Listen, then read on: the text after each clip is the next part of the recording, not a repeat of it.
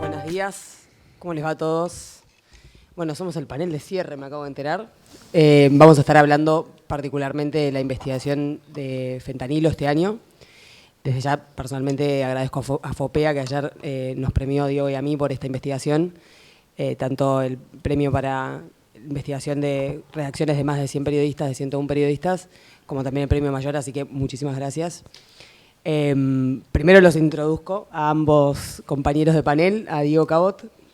Por supuesto, no necesita mucha introducción Diego Cabot, y Germán de los Santos tampoco. Así que vamos a estar compartiendo esta mañana con ustedes para hablar de este tema.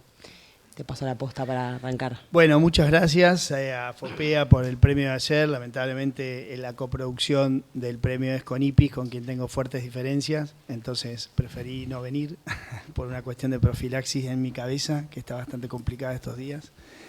Pero no quería dejar de agradecer a FOPEA por habernos premiado por este trabajo. Nos toca hablar hoy de fentanilo. No es una investigación distinta a cualquiera que ustedes puedan haber leído, visto o hecho. Tiene una particularidad humana muy grande, que es las víctimas.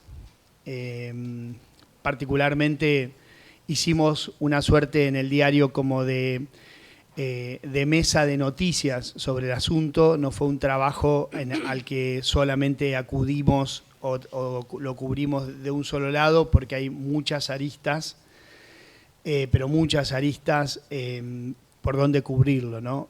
Fundamentalmente una parte humana que tiene que ver, como bien ustedes saben, imaginan y demás, con los padecimientos de lo que fue un proceso bastante particular, ¿no? Donde empezaron a aparecer pequeños casos, se fueron sumando y terminaron cerca, ¿ya cuántos, Cami? Cerca de 160 casos, y posiblemente, digamos, estemos hablando de muchos más, ¿no? Que nunca los iremos a saber. Entonces, lo que nosotros hicimos en el diario, a diferencia de otros casos, no hay una forma de investigar, sino hay una manera de acercarse a los temas que creo yo que siempre hay que ver cuál es la mejor de todas, y hay que ser bastante flexible, artesanal y en algún punto solidario con una redacción como para poder acercarnos a la noticia de la mejor manera posible. En este caso, como decía, Germán también lo sabe, aportamos todos, ¿no? Fue como una mesa común. A nosotros ayer nos premiaron por un par de notas que en su momento fueron una suerte de acento que pusimos cuando se empezaban a sedimentar una cantidad de causas, y nosotros veíamos que nos estaba faltando a nosotros mismos como diario, como una mirada más integradora, ¿no? No seguir un caso puntual en un lado, en otro, allá, sino que veíamos que teníamos nosotros una mirada bastante dispersa del fenómeno, o si quieren, del enorme proceso, ¿no? Entonces ahí empezamos nosotros a tratar de hacer como algunas notas centrales, y ese cúmulo de notas fue el que premiaron ayer en FOPEA. Pero la verdad es que Germán aportó muchísimo, incluso antes que nosotros, porque el origen del grupo venía de Rosario. Fabiola Zubac, que es periodista en La Nación, aportó muchísimo desde lo médico, porque ella es periodista de salud, muy especializada. Entonces empezó, digamos, a narrar la historia desde la parte puntualmente sanitaria, digamos, ¿no? Todavía las víctimas, o los familiares, en realidad las víctimas, no estaban hablando demasiado, pero nosotros veíamos que había una suerte de nexo de todas esas historias que no la estábamos narrando, ¿no? Y por eso con Camila empezamos como a trabajar un poco en aquel momento como para darle una centralidad a la historia, no centralidad para que sea protagonista en las noticias, sino una centralidad para tratar nosotros de entender qué es lo que se escondía en aquel fenómeno, ¿no? Que tenía aristas increíbles, incluso algunas de ellas narradas por Germán, que ahora por ahí se las puede contar. A partir de eso empezamos como a trabajar de una manera más orgánica, ¿no? Tratando de entender el porqué y el cómo se había llegado a ese lugar de un laboratorio que, pese a ser uno de los sectores más regulados y que debiera tener mejor control de calidad, obviamente, terminaba en producir una cantidad de historias. Me acuerdo yo que, les voy a contar una pequeña historia, pero que hay muchas dentro de este trabajo, pero alguna fue una charla con un funcionario importante y no tenía conocimiento, entre comillas, o era relativamente cómplice, por qué no decirlo, pero no tenía como el todo de lo que estaba sucediendo. Yo le decía, pero vos entendés que va a haber más de 100 muertes, y me decían, pero ¿de qué estás hablando? Me decía, le digo, no, esto va a ser así, le digo, no te das idea, o sea, era imposible que no suceda. Y no tenía esa conciencia, y de hecho gran parte o muchos funcionarios empezaron a dar cuenta de lo que se estaba ahí. No digo funcionarios hablando solamente del gobierno, sino también funcionarios judiciales o gente que tiene algún tipo de poder de decisión o de mirada un poco más cercana sobre el asunto. Empezaron a ver cuando los medios empezaron a exponer, nosotros particularmente, pero todos, el caso como más concentrado en el origen de esta gente, en las relaciones de esta gente y en cómo habían llegado a ser uno de los laboratorios preferidos por la política de todo el país para proveer, ¿no? Para proveer este tipo de productos. No sé, Germán, por ahí vos podrías contar, sí, porque vos fuiste uno de los primeros que para mí es uno de los casos más terribles que me ha tocado, digamos.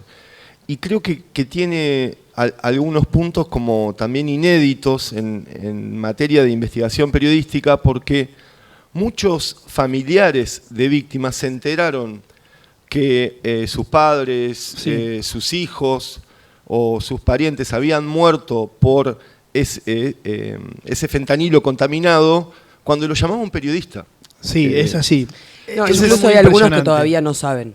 Hay algunos que todavía no saben, porque dentro de las historias clínicas que se están investigando en el juzgado, hay familias que no necesariamente fueron a reclamar a la justicia o fueron a preguntar si estaban incorporadas dentro del expediente, sino que a partir de los allanamientos y los secuestros y los pedidos de información a las distintas instituciones sanitarias, es que todavía se está terminando de delinear el listado. Y hay personas que están incluidas cuyas familias todavía no saben que están ahí. Entonces, todavía hay muertes cuya explicación en un papel es paro cardiorrespiratorio, infección pulmonar, neumonía, pero en realidad está asociado al fentanilo y las familias aún no lo tienen en claro. Y tampoco nosotros podemos rastrear eso porque todo además está relativamente protegido, y digo relativamente porque obviamente ya es una investigación judicial de esta envergadura, pero está protegido por la información del paciente, por el secreto profesional. Secreto profesional que además el juzgado tuvo que pedir levantar muchas veces porque los hospitales con eso se querían resguardar de no dar información porque en algún punto eran cómplices de un desmadre a nivel sanitario, de un desmadre en el sentido de que no había registro. Y esto es un problema, el tema del fentanilo, perdón Ger que te interrumpí, pero quería añadir esto, que es el caso del fentanilo. Lo que nos está reflejando es lo en peligro que estamos en el sistema de salud público y privado. Ninguno se salva, porque la información que tienen de nosotros está mal registrada o no registrada, porque no hay integración entre todo el sistema sanitario y porque las autoridades que tienen que controlar tanto las instituciones médicas como además los laboratorios, que es en definitiva los productos que nosotros nos aplicamos yendo a la farmacia o yendo al hospital, no tienen de mínima no tienen los controles suficientes y de máxima son pasibles de arreglos de cohecho, de corrupción graves que nos llevan, en definitiva, a estar hablando de este caso, que fue como lo primero. Ahora le quiero pasar la posta a Germán para que se entienda la línea del tiempo, digo, nada más para ordenarlo, pero una mención además a estas aristas, para tal vez delinear que es lo que nos llevó a, como decía Diego, a armar como casi un equipo interdisciplinario que cubría distintas cosas del diario. Cuando, una pequeña anécdota, resulta que en febrero, con Grupo Diarios América, habíamos iniciado una investigación sobre la presencia y el avance del fentanilo en la región. Entonces había un periodista por país, había un periodista de Brasil, había un periodista de Chile, un periodista de Paraguay, y en la Argentina me tocó representarnos, digamos, como diario, como país en esa investigación.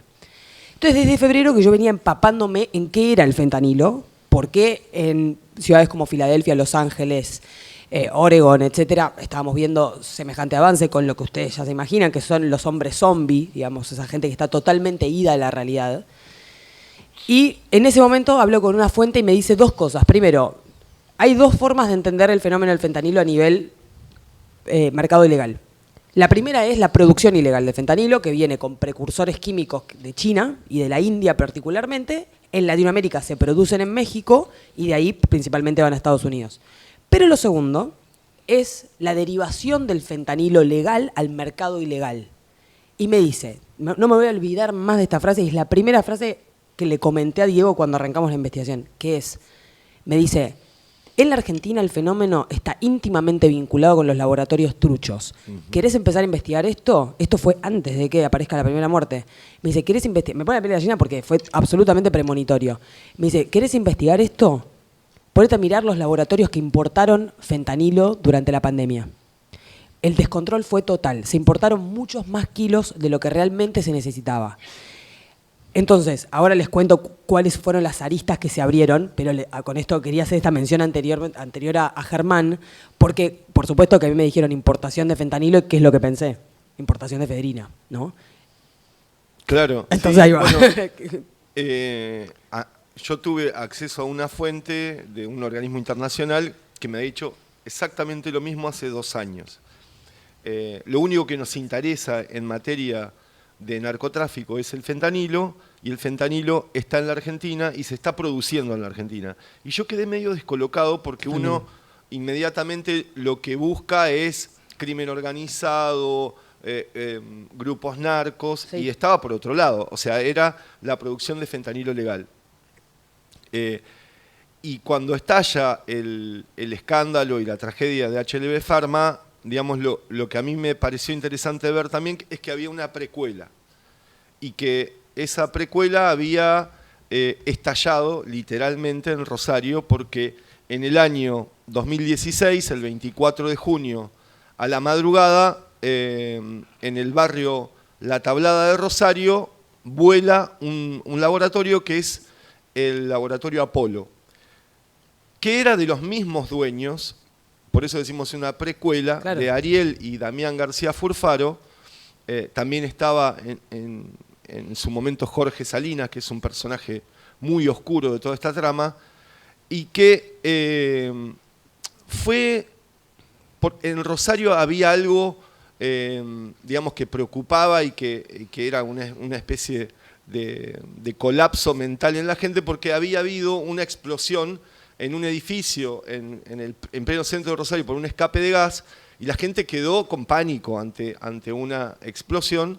Entonces explota en el año 2016 a la madrugada, y el horario también es muy llamativo porque no había nadie. O sea, la explosión pudo generar una tragedia tremenda, pero a esa hora no había nadie en la calle, y que la investigación, que fue pésima, de la justicia, y que eso fue lo que nos pusimos a ver, detectó que había explotado una caldera por sobrecalentamiento. En ese lugar se producían sueros. Ya esta gente tenía una causa abierta por contrabando de suero, que es rarísimo.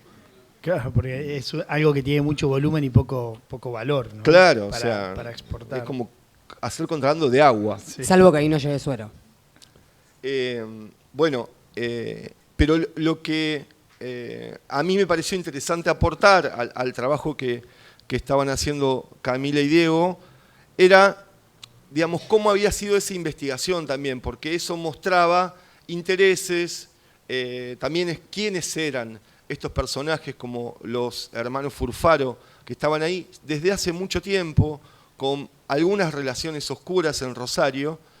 Y la investigación fue, yo cuando pedí el fallo, no lo podía creer.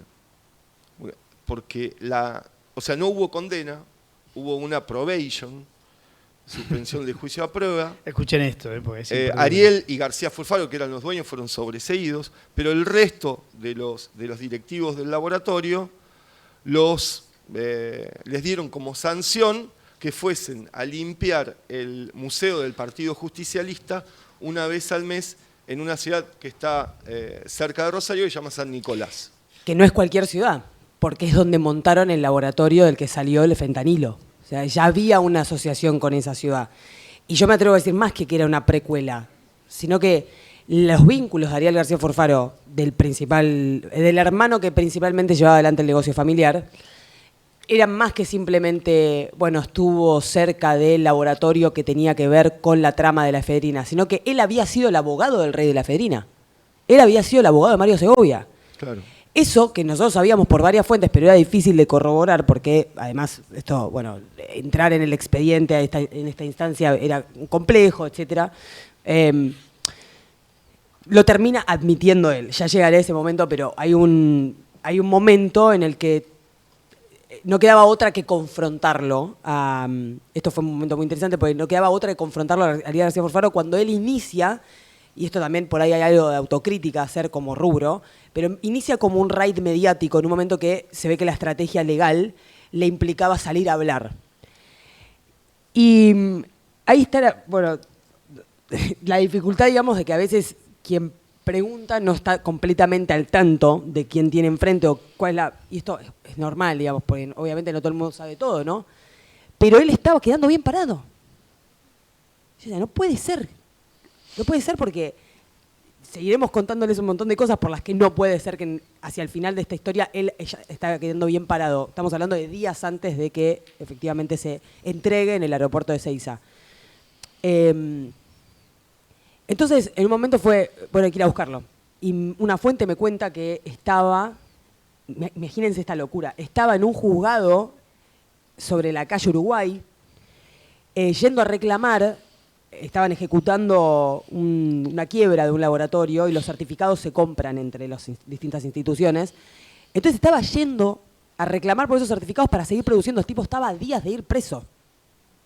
Entonces ahí te das cuenta, el tipo tan loco no puede ser. Algo pasa. Bueno, el punto era que era la nuestra y ahí fuimos a la cacería, digamos.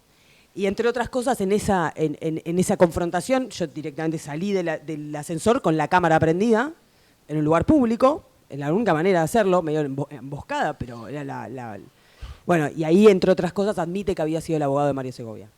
Y además que lo había visitado en la cárcel. O sea, recientemente lo había visitado en la cárcel. Bueno, hay una cantidad de anécdotas y demás que les podríamos contar de los hechos, están relativamente relatados. Si quisiésemos ir y nosotros mirar un poco la metodología de qué es lo que habría que hacer y cómo terminó siguió esa investigación, podríamos nosotros pensar en 2 o 3 cosas. La primera es, qué raro que nos premien, porque está absolutamente inconcluso el trabajo, ¿no? Para mí es un trabajo que me frustra enormemente porque nunca pudimos saber a dónde están esos famosos kilos que se vendieron, ¿no? Está terminado el trabajo periodístico, está mucho menos que por la mitad. Claro. Porque si nosotros no podemos, no digo que es un fracaso, pero casi, ¿no? Así lo vivo yo, que soy bastante exigente con lo que hago. Porque si vos no podés, nosotros vamos a contar que faltaron 5 kilos, para que ustedes tengan idea, estas fuentes que en general son de organismos internacionales y demás y que andan dando vuelta, tienen por el mundo viendo cómo se mueve este nuevo flagelo. Hay varios papers, pero hay algunos que son bastante fáciles de acceder para tomar conciencia rápido de qué significa. El fentanilo es, si uno lo tuviese que definir rápido, es la morfina por 90, ¿no? Y una dosis letal de fentanilo son 0,2 miligramos. O sea que con 1 kilo de fentanilo hay, digamos, dosis letales para 500.000 personas. Si se robaron 5,5 kilos, en Argentina se podrían haber matado 2,5 millones de personas y nosotros no tenemos idea de dónde fue. Entonces el trabajo nuestro está recontra inconcluso. ¿Podremos saber algún día? Bueno, empieza, digamos, otro camino. A mí en los últimos 15 días, más o menos, me han llamado unas 20 personas preocupadas por mi vida si estamos sobre algún tema de droga. Y si estamos trabajando sobre algún tema de droga, ¿no? O sea que, pero para nosotros apuntamos a eso. Somos tremendamente ambiciosos y queremos serlos en cada una de nuestras notas. Si yo les dijese hoy cuál es la nota que yo quiero escribir, saber dónde fue eso. Porque nadie nos lo sabe decir, porque las guardias de la Argentina no reflejan que eso haya salido, ¿no?, al consumo como si fuese una materia, un estupefaciente prohibido. No ha salido. Y además es muy difícil que salga así como puede ser la cocaína o cualquier cosa, porque el corte de esto se llama nanocorte y ya requiere tecnología, claro, para cortar a semejante dosis tan pequeña, ¿no? A dosis tan pequeña un producto como este. Entonces, yo vivo esto con una enorme frustración. ¿Cuál era nuestro objetivo en ese momento? Bueno, nuestro objetivo siempre, o el mío por lo menos, pero todos cuando investigamos, el objetivo siempre es el máximo, que es ¿qué pasó con esto? ¿Quién bancaba a esta gente? Hay muy poca sofisticación en los García Furfaro como para que se muevan como se movieron con semejante impunidad. ¿Quién estaba detrás? ¿Cuál era el poder? Nosotros podemos y nos aproximamos a relatar cuáles eran sus relaciones, ¿no? Que uno podría entender que le entregaban un andamiaje relativamente, digamos, férreo, como para poder pararse arriba y decir, gritar impunidad como gritó. Pero la verdad es que no hemos podido llegar, ¿no? Y quizás no podamos, porque estas redes son tremendamente difíciles de desentrañar, porque hay mucho poder y demás, ¿no? Con lo cual, digo, me parece, ese habría que bajarlo, ¿no? No sé qué opinan ustedes, pero estaría bueno, o nos ponemos a bailar directamente al ritmo del teléfono. Entonces, me parece que esto esconde también como una pequeña enseñanza, que es no quedarnos con lo que hicimos, porque en realidad, bueno, logramos que se mantenga, que la gente empiece a tomar conciencia, como decía Germán, que se empiecen a enterar que su familia podría haberle pasado esto, ¿no? Incluso yo creo que hay muchos, y me consta porque varios me han mandado mensajes, que prefieren ya ni saberlo, ¿no? Sí. O sea, mirá, ya es un tema que lo cerré y es absolutamente respetable, ¿no? Y en ese punto... Sí, me pasó que llamé a varios familiares que me dijeron eso. Claro, y es respetable. Y es entendible, sí, absolutamente, claro, ¿no? Entonces, me parece que logramos nosotros un gran objetivo, que es, bueno, vamos a poner esto sobre la mesa, vamos a contar las redes y demás, pero estamos absolutamente frustrados, quiero que lo sepan, de que nunca pudimos saber a dónde, quién está por encima, ¿no? Claro, yo te diría que más que la frustración para ponerlos en contexto, porque tal vez algunos no leyeron el detalle, pero los kilos desaparecieron. A ver, el fentanilo, como lo conocemos, el que nos aplican en los hospitales en general, por ejemplo, cuando hay intubaciones o cuando se necesita sedar a la persona, su proceso de fabricación implica el citrato de fentanilo, que es como un polvo blanco. El citrato de fentanilo es lo que mayormente se importa en la Argentina y de ahí se produce el fentanilo. Para que entiendan, digamos, el nivel de descontrol durante la pandemia. Durante la pandemia ellos habían importado 9,5 kilos de citrato de fentanilo. Para el 2025 todavía les sobraban 4,5. Casi 5 kilos, vamos a redondear en 5 kilos. Antes de que suceda la primera muerte, había habido, sorpresivamente, esto es muy raro, pero había habido una inspección de Cedronar, del ex Cedronar, en el laboratorio. inspección había certificado la existencia de esos 5 kilos en el laboratorio de Ramallo. Cuando empieza la investigación judicial por las primeras muertes y allanan los laboratorios, esos 5 kilos no estaban. Habían desaparecido. Ellos, ahí, incluso eso es tremendo porque una vez se va investigando al mismo tiempo que la justicia y tiene peleas con los funcionarios judiciales, porque ¿qué sucede? En ese momento, yo hablo con algunos funcionarios judiciales y le digo, ¿qué van a hacer con esto? Dios, están faltando 5 kilos de citrato de fentanilo. ¿Van a pedir que los traigan? ¿Van a ir a buscarlos? ¿Qué va a suceder? No, vamos a darle un poco de tiempo y un día vamos a hacer ¡zas! Y le vamos a decir, en media hora tiene que estar el citrato de fentanilo en la puerta del juzgado. Ok, ¿y en cuánto tiempo? Pues le estás dando tiempo a la persona para simular algo. ¿Qué sucedió? Antes de que efectivamente les pidan que los traigan, aparecieron con un acta de escribano diciendo, nosotros destruimos este citrato de fentanilo. A ver, ¿esto qué es? No, esto es una sustancia transparente. No sabemos si es agua o vodka. El escribano dice, eso es una sustancia en polvo, blanca. Puede ser harina 000, puede ser cocaína o puede ser citrato de fentanilo. En definitiva, no sabemos qué destruyeron ahí. ¿Y qué sucede? O sea, sí sabemos que fentanilo no fue. Probablemente. ¿Y qué pasa? Justo antes de que, en el medio en realidad de todo esto, porque se iban cruzando mucha información, descubrimos con Diego que estaban montando un laboratorio en la Triple Frontera.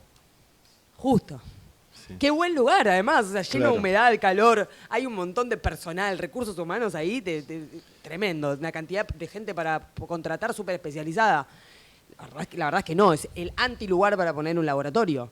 Estaban montando una megaestructura con no solamente la complacencia, sino en sociedad con gente del poder paraguayo. Estamos hablando del círculo de Horacio Cartes. Horacio Cartes, que no puede operar cuentas en dólares porque está básicamente precondenado por Estados Unidos por vinculación con el narcotráfico. Y no del gobierno de Trump, antes. Entonces, digo, ¿cuántas red flags más vamos a tener? Digamos? Ahora, entonces ahí se abre esas dos aristas, ¿no? O sea, se abría la arista, por supuesto, de las familias, ¿no? O sea, estaba la arista social del dolor de un montón de familias que habían perdido seres queridos por una combinación letal, literalmente letal, de factores relacionados con el sector público y privado.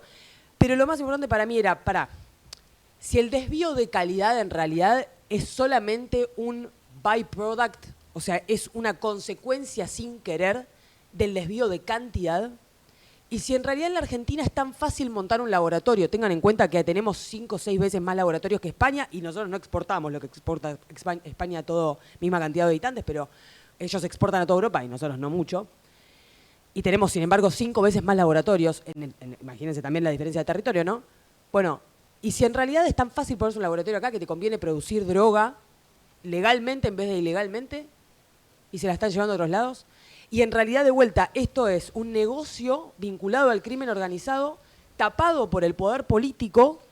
¿Cuántas veces hemos dicho que los laboratorios financian la política? La pregunta era, ¿y si los laboratorios son política? Todas estas son las hipótesis, ¿no?, que se presentaron en ese momento. Pero la frustración, al día de hoy, y no hay día que no piensen esto, es que García Furfaro, les aseguro, y me lo he cruzado en persona, no, como decía él, ¿no? Lo voy a hacer un poco más fuerte. No solamente no tiene la sofisticación, su esquema, como para explicar el nivel de tráfico que tenía él, los pagos en millones de dólares, las triangulaciones que encontramos en Panamá, etcétera, para sobrefacturar importaciones, etcétera, sino que además él no podía ser el dueño. No tenía la capacidad para ser el dueño de todo este circo. Y el dueño del circo todavía no apareció. Eso es una gran frustración.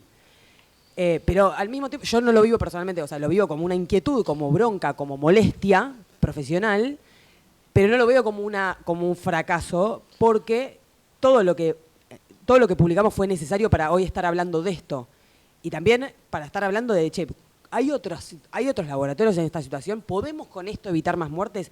¿Es solamente una negligencia estatal que no se haya controlado el laboratorio? ¿O esto es un esquema de connivencia, un esquema de complicidad que arrastra décadas, tal vez desde antes de la efedrina? Esto es como... Germani, ¿a vos cómo te sienta esto de por ahí contar muchas veces las historias y no poder llegar al último eslabón? Bueno, con esta creo que yo coincido con vos, con tu mirada de que está en proceso, digamos, todavía no está terminada. Y me parece además que eso exhibe un montón de cosas, porque acá estamos hablando de complicidades y supuestas complicidades, pongámosle el término supuesto adelante, pero en materia de narcotráfico siempre eso está muy latente. Claro. Si no hay complicidad, es muy difícil que exista una maniobra que tenga que ver con el narcotráfico. Y en el tema del fentanilo en particular, que es lo que yo también empecé a ver por la región, sobre todo la zona, después que ustedes cuentan lo de este laboratorio en la Triple Frontera, empieza de forma incipiente a haber movimiento de fentanilo. Pero esto tiene algo que marca una diferencia con el narcotráfico tradicional. O sea, en la hidrovía, por ejemplo, Paraná-Paraguay, vos necesitas un barco para sacar un cargamento de cocaína que va al puerto de Cádiz en España o a Guinea-Bissau en África. Porque necesitas una bodega, un contenedor por el volumen. Bueno, esto es una mochila. Esto es nada. O sea, lo que contaba Camila de esos 5 kilos son una mochila y tienen un impacto en la población que pueden llegar a 1 millón de dosis. Por eso digo, lo que hace diferente al tema fentanilo del resto. Y hay otra cosa que me parece que, pues yo creo que coincido por eso, que esto recién como que está comenzando y que sobre todo desde el sector de la salud nos están apuntando que hace 15 días murió un médico por sobredosis de fentanilo. Claro, que es el reemplazo. Consumo, sí, hay mucho consumo. Mucho consumo, sobre todo en sectores que no tienen que ver con, digamos, el derrame clásico de un estupefaciente, de una droga en un territorio, sino en cosas muy puntuales. Pero de ahí a que el fentanilo se convierta en una droga peligrosa, digamos, dañina para la población, estamos a 1 centímetro. Sí. Digo, ¿querés cerrar con algo y vamos a las preguntas? Sí, no. Para tener conciencia, esto es algo absolutamente nuevo para nosotros, para la región, y es una epidemia en Estados Unidos, en el norte. El otro día hablaba con un empresario argentino justamente que vive en Estados Unidos y me contaba que se había presentado una licitación para hacer unos módulos, una municipalidad de la zona, digamos, cercana a Los Ángeles, del lado mexicano, había licitado unos módulos para hospedar a esta gente, para que no ande por la calle, que ya prácticamente no tenían retorno a la vida, digamos, ya no tienen retorno, ¿no? Es muy difícil sacarlos. Y se ha convertido en una verdadera epidemia. Me parece que esto es un gran proyecto periodístico colectivo, digamos, para ir aportando datos y concientizando a la gente de lo que significa, y también a los centros de salud, porque hay una parte importante de esto que se va a la salud informal. La Argentina tiene una cantidad de centros de salud informales, ¿no?, que están fuera de la formalidad, que tratan de no facturar, ¿no? No sé por qué será, pero tratan de no pagar muchos impuestos. A centros de estética, que está lleno, ¿no? La gente pone su cara en una camilla para que le enchufen cualquier cosa y muchas veces... entonces me parece que es podría ser un gran proyecto colectivo para concientizar de lo que significa esto, y quizás en ese proyecto colectivo se me diluye a mí, no voy a hablar de nadie, pero a mí la frustración de no haber podido llegar y saber quién efectivamente está detrás de esto. Es muy difícil. Si ustedes buscan algún antecedente que haya habido una causa donde estaba absolutamente claro quiénes eran los responsables de la fabricación de un producto que haya matado 100 personas y todavía estar suelto. Es una casualidad que Furfaro no se haya ido de la Argentina. Es una casualidad, porque imagino que era tan impune que creía que se iba a salvar, ¿no? Porque si no, no se entiende cómo... Porque todo el mundo sabía y estábamos hablando de que esto empezó en febrero, marzo, abril, las primeras reportes fueron en mayo, la suspensión en mayo, las notas fuertes fueron en junio, julio, y este hombre fue detenido allá por agosto, ¿no? Más o menos. 8 de agosto. Con lo cual, imagínense el tiempo que pasó, más allá de que tuvieron todo el tiempo del mundo para generar todos los anticuerpos posibles para que las pruebas, por lo menos las que los comprometan, desaparezcan, ¿no? Otras ya estaban en otros lugares. Pero a lo que voy es, me parece que hay un trabajo también del periodismo para concientizar de que esto está empezando a llegar con fuerza a América Latina y esto es literalmente sinónimo de muertes, ¿eh? Sinónimo de muerte en Estados Unidos, creo que el reporte de 2024 fue 300.000 muertes por este tema. Yo para cerrar quiero contarles 3 datos. El primero, yo creo que sí le dieron mucho tiempo para ocultar a quien estaba detrás. Hacia las últimas horas de García Furfaro en libertad, les quiero contar un par de cosas que pasaron. La primera fue que dio una última entrevista en TN, fue a Diego Seckman. Y en ese momento estaba, al mismo tiempo que estaban metiendo preso a García Furfaro, etcétera, estaba arrancando el tema de los Menem y de la Suiza Argentina y todos los quilombos de corrupción previos a la elección. Y escuchen lo que dijo, pasó muy inadvertido en ese momento, pero dijo esto. ¿Sabés qué me ofrecieron a cambio de solucionarme todo? El que analiza mi producto no es Landmat, es un laboratorio privado que es amigo de los Menem, que no tiene nada que ver. ¿Sabés quién me mandó a los servicios de inteligencia? La CIDE Berreta que maneja Caputo a decirme explotá los Menem y yo te levanto el pie del acelerador. Creerle o no creerle a García Furfaro, claramente me inclino por el no.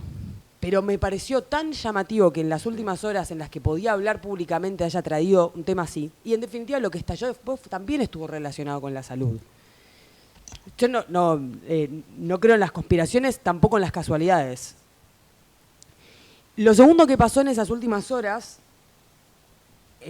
la última conversación que mantuve por WhatsApp con García Furfaro, se lo voy a mostrar, sucedió esto. Mandó unas fotos. Y en esas fotos aparecía un auto y la cara de una persona a la que yo había visto varias veces y me recordé ver esa misma mañana en un ascensor. Me había tenido la puerta y me había dicho a qué piso iba. Él alegaba, y de vuelta todo esto lo tomo con pinzas y no le creo, pero él alegaba que esa persona me estaba siguiendo. Y me mandaba fotos de esa persona y un auto. Y un video de una camioneta persiguiendo a esa camioneta roja. Toda una cosa muy extraña. Esto añade a la frustración del no haber llegado al detrás. Cuando empezaron el periodo electoral y la causa entró en una suerte de flatline, digamos, porque bueno, estaban las elecciones y porque además el responsable principal estaba preso, ¿no? Está en Ezeiza. Hubo movimientos interesantes en la causa, y no a nivel del avance de la investigación, sino quienes se metieron como abogados. A García Furfaro y a toda su familia, en conjunto los defendía Gastón Marano, tal vez conocido por algunos por ser el abogado de los copitos en la causa por intento de magnicidio contra Cristina Kirchner. En el medio de toda esta secuencia, digamos, electoral, en donde estábamos mirando para otro lado, a uno de los hermanos García Furfaro, a Diego, el otro está complicado, el tercero Damián está con falta de mérito por ahora, a Diego lo entraron a defender 2 abogados, Marcos Aldazábal y Elizabeth Gómez Alcorta. Marcos Aldazábal, abogado de Cristina Kirchner, precisamente en la causa por intento de magnicidio, representante de la querella. Elizabeth Gómez Alcorta, ex ministra de Mujeres, Género y Diversidad del gobierno de Alberto Fernández. ¿Con quién tienen un estudio ellos dos? Con Juan Martín Mena, ministro de Justicia bonaerense, en licencia del uso de su matrícula por el ejercicio de la función pública. Aún más curioso, en los últimos meses, antes de que el laboratorio estalle por los aires por todo este escándalo, en diciembre, la ANMAT ya le había alertado a los laboratorios Ramallo y a HLB que había problemas detectados en una inspección de diciembre. No se cerró el laboratorio, eso tiene que ser parte de la investigación por el incumplimiento de los deberes de funcionario público de tanto las personas que eran inspectores como de las autoridades de ANMAT y del INAME. Pero en ese momento sucede una suerte como de intervención y aparece una suerte gerente general o director técnico que se llamaba Javier Truchcan. Hoy está procesado también en esta causa. En el periodo electoral, ¿quién se mete a defender a Javier Truchcan?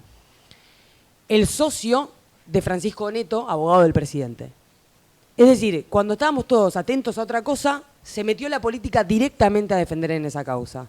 Les aseguro que en los papeles, el porqué, digamos, de esos personajes interviniendo como letrados está justamente en desarrollo.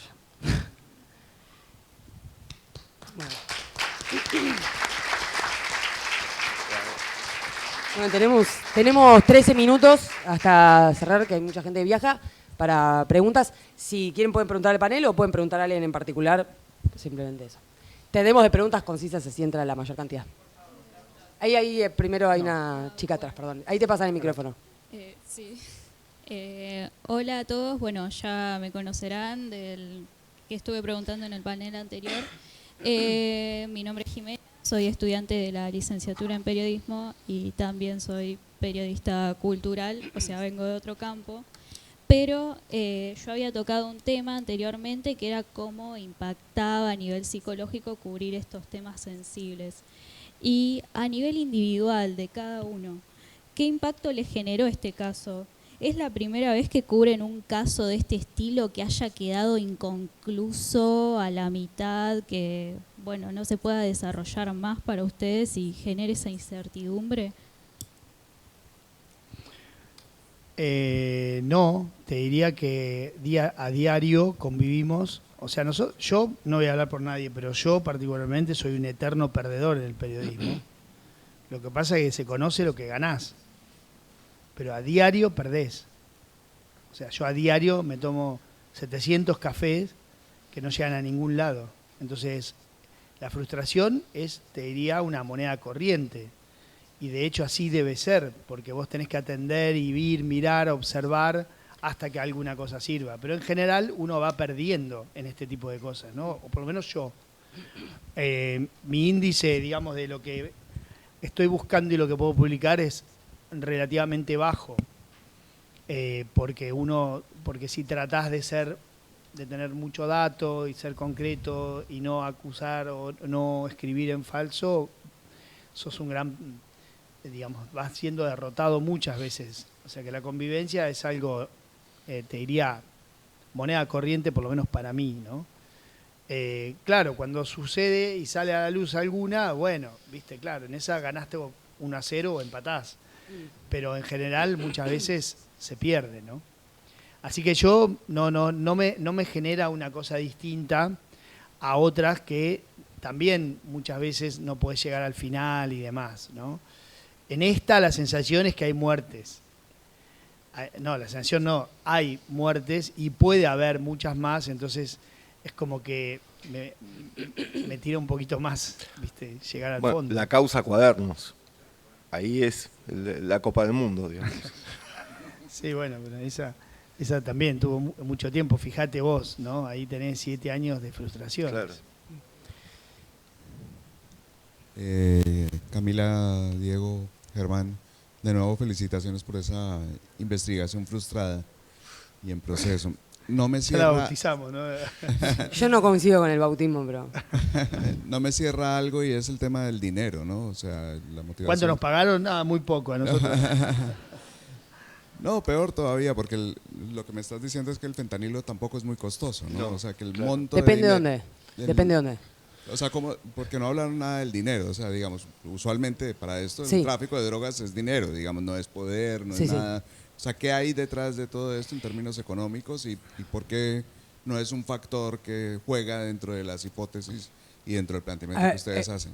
Permítame contestar esto porque hay varias aristas. Lo primero es que depende en dónde es cuánto vale. No es lo mismo en mercados consumidores que en mercados no consumidores. Segundo punto, el fentanilo se utiliza para cortar otras drogas. Se está empezando a utilizar, están detectando que se utiliza para cortar otras drogas, cuya potencia se incrementa, ¿no? A partir de, por ejemplo, la última muerte asociada a fentanilo, no a fentanilo legal, sino ilegal, en la Argentina tuvo que ver con 14 personas que murieron en el Gran Buenos Aires por una cocaína cortada con carfentanilo en Colombia.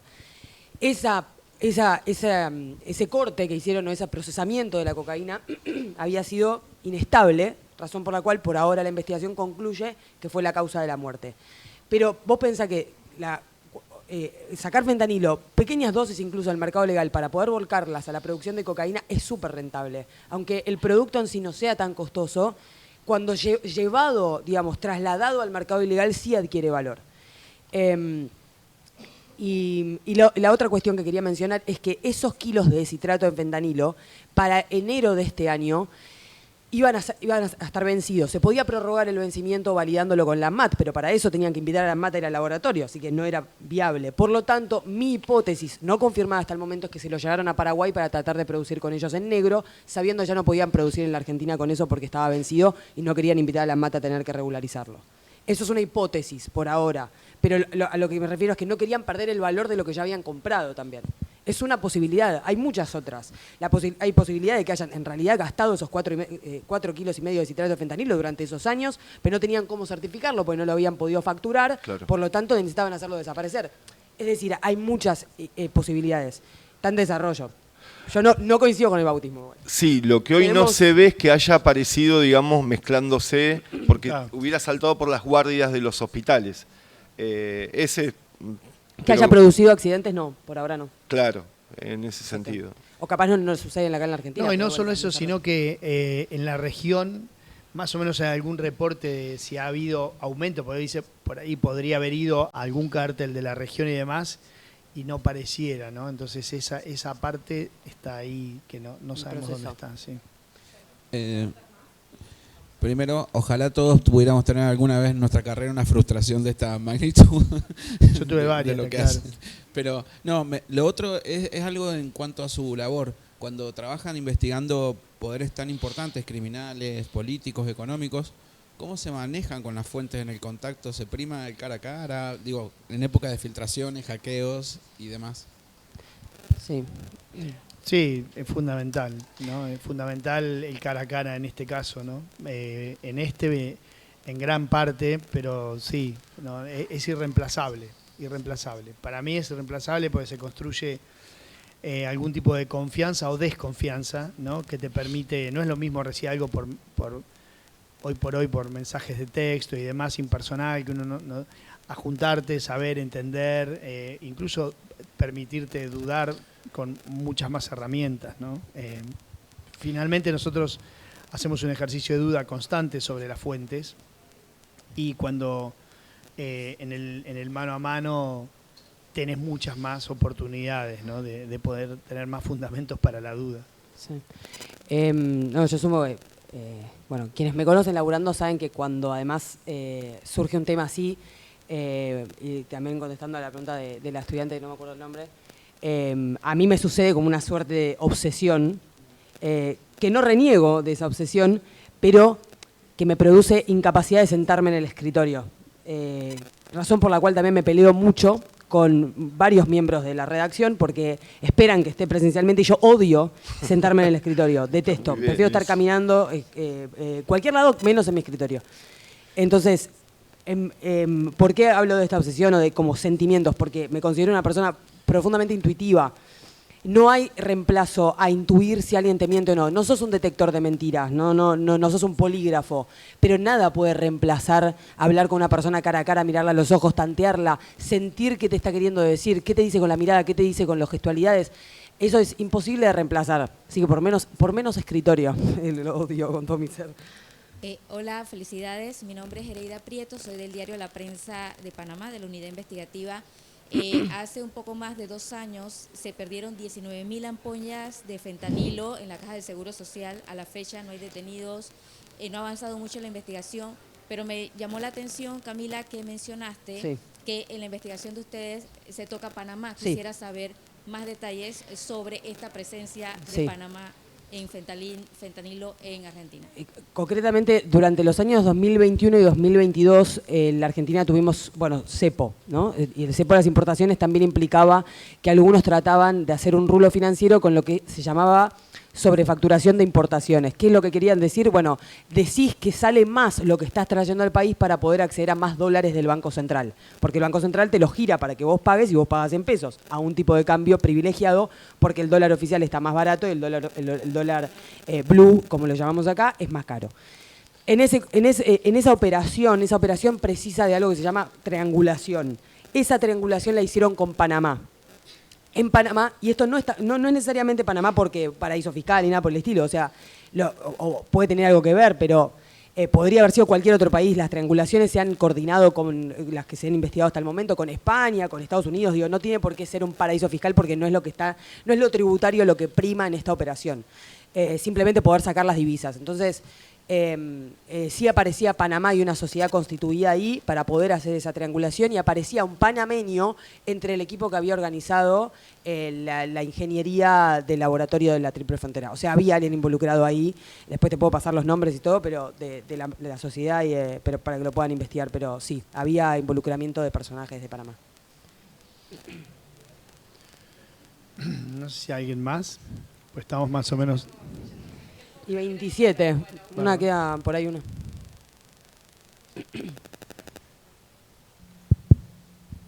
Gracias, soy Ari Garboveski, de La Voz, Córdoba. Una pregunta por la convicción de ustedes, ¿de qué se trata esta historia? Si las muertes por fentanilo fueron un accidente o si pueden pensar que hay un criminis causa, que hay un delito para ocultar otro, por ejemplo, la desaparición de esos 5 kilos.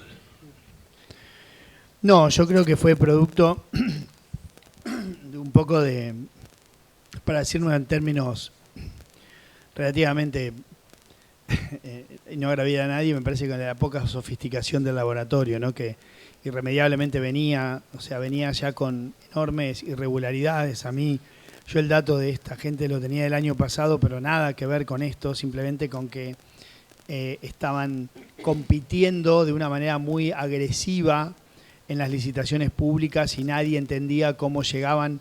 O sea, no había manera de llegar a esos costos si no fuese que saltearan, por ejemplo, controles de calidad y ese tipo de cosas, ¿no? Claro. Entonces, yo, de alguna de sus competencias, me había llegado el dato de que estaban haciendo de las suyas. Yo los miré, pero no fue un tema en el que me metí demasiado, te digo la verdad. Porque era como una cuestión de competencia, ¿viste? Entre personajes que andaban dentro de las licitaciones municipales y provinciales, también nacionales, pero menos, pero sí municipales y provinciales. Entonces, me parece que tiene que ver más con eso, ¿no? Con que eran, por así decirlo, unos desprolijos en la manera que hacían las cosas y efectivamente se les contaminó una partida. Pero no me parece, no lo sé, ¿no? No quiero, pero no me parece que sea para ocultar alguna cosa más allá de eso. No sé qué opinan ustedes. En el 2023, un grupo de médicas en Concordia, Entre Ríos, denunció que una partida de dexametasona, de un medicamento que se utiliza para el cáncer, había estado infectada y había producido un brote entre pacientes oncológicas de cáncer de mama. En ese momento se le envió el alerta a la ANMAT y la ANMAT la descartó. ¿Qué quiero decir con esto, con este pequeño antecedente? Muchas evidencias nos llevan a pensar que esto en realidad, lo accidental fue que no se dieron cuenta que habían perdido la protección que habían tenido tal vez durante tantos años, la que les había permitido operar en esas condiciones de calidad, y también que no estallen escándalos que podrían haber estallado en potenciales contaminaciones previas, como fue el caso corroborado de Concordia Entre Ríos. Una cosa, lo detectaron en Concordia Entre Ríos, pero no sabemos qué pasó en otros lugares del país. Gracias a Dios había un equipo de infectología muy importante en ese hospital que detectó rápidamente lo que había pasado y los callaron. Pero ese medicamento se había vendido a todo el país. No sabemos si hubo otras personas que murieron en otros lugares del país por ese medicamento, que, paréntesis, estaba contaminado con exactamente la misma bacteria, Ralstonia piquetti, que contaminó el lote de fentanilo. Bueno, no sé si hay alguna pregunta más. Creo que estamos, ¿no? Puntualísimo, y media. Bueno, muchas gracias.